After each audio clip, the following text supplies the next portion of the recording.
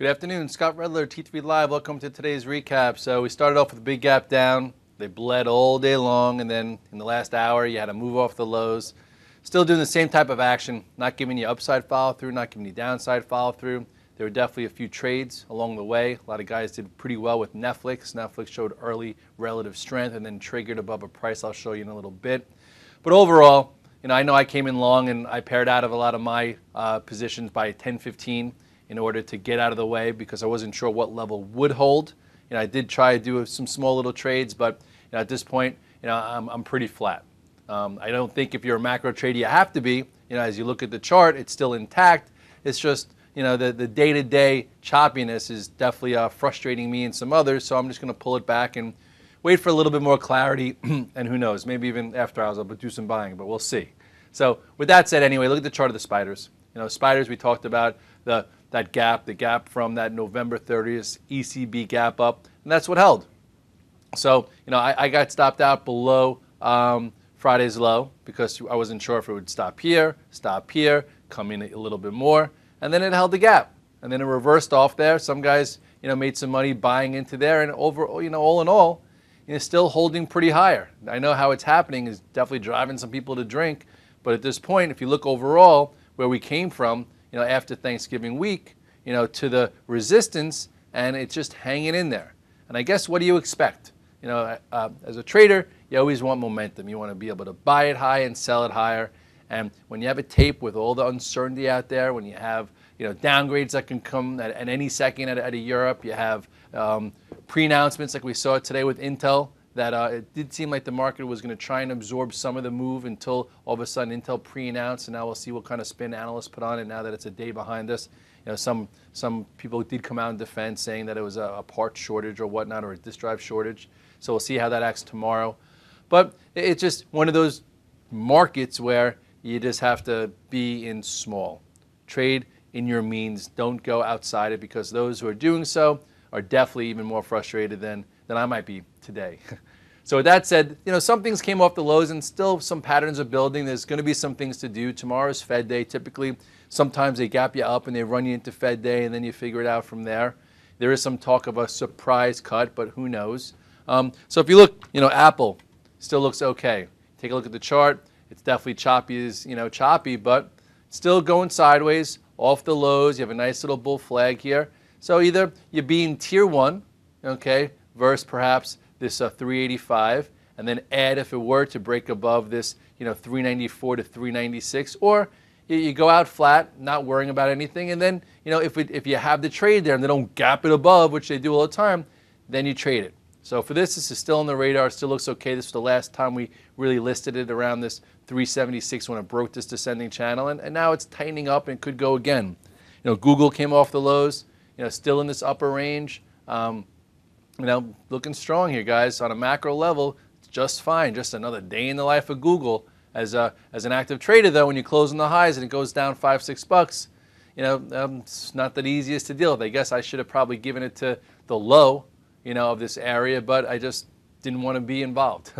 Lulu, actually closed almost strong. I think some guys stayed with that. Near the highs, actually a green bar in this market. There's still some talk about perhaps a NASDAQ 100, or maybe it's retail sales, but it's holding in okay. Goldman did break this level here.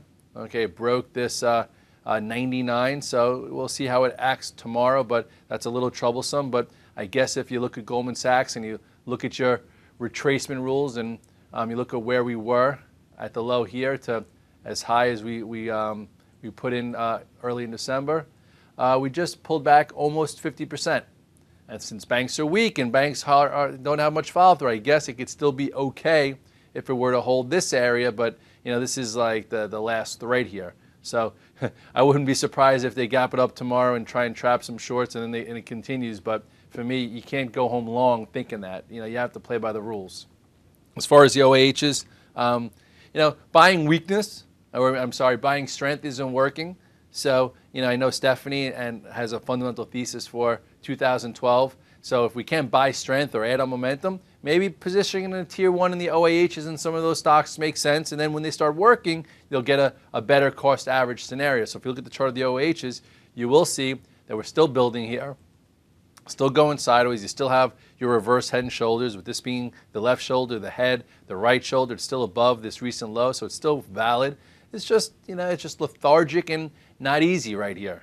So if you're in tier one, stay in tier one. There might be a point, I don't know how long it's going to take. Could be next year, for this macro pattern to come into fruition. I know this is about 5 months in the making. Usually it takes about 6 months. So if you're in tier one here, I would say put your stop at the low here at 112 and sit. Or I would even give it a little bit more, maybe give it to here, because who knows what happens as far as the depth of this right shoulder. But, you could be long tier one versus spot. And then if it starts to, break above this 127, it's working, you add to it. And then if it were ever to trigger above this neckline, I don't think it happens in December, maybe first quarter 2012, you'll be cost averaged into a good pattern that's supposedly fundamentally rock solid, trading at a discount to a 10-year PE. And the measured move from about 100 to about 130 is, 150 to 160. So there you go. So maybe that'll work. I think some talk about the financials is the same type of pattern. You look at the FAS, you will see something pretty similar, where you have this left shoulder, right? You have a bit of a head here. You then have the right shoulder, which it's well off those lows, and then you have this is I guess somewhat of a downtrend. So if you're it's still holding in there a bit, well off that area. So if it could continue to hold and accumulate here, maybe this means that the financials might actually break out one day. If you're playing for momentum, wait, I guess, until it gets above the 69 area. If you're playing for a thesis, to hold some and you're in from down here, hold tier one and then maybe add for cash flow if this market were to ever to get going. But some decent looking pattern there. Not the way I drew it right now because it's just late and I'm sloppy, but whatever. As far as gold opened below that wedge that we were talking about. Everyone loves to chase gold. Everyone loves to buy the excitement of gold. No one likes to buy the pullback. There could be a juicy pullback, in the first quarter also of 2012. Last year we made a lot of money, in the end of January, beginning of February, when the riots in Egypt hit and gold traded, changed complexion, and that was when Mark Haynes actually went after me because I said buy gold, and I said it was because of Egypt, and he disagreed, but whatever. It wound up going up a lot. So if you look now to the GLD, you'll see, it resolved this wedge to the downside, a little bit off the lows, nothing, so severe.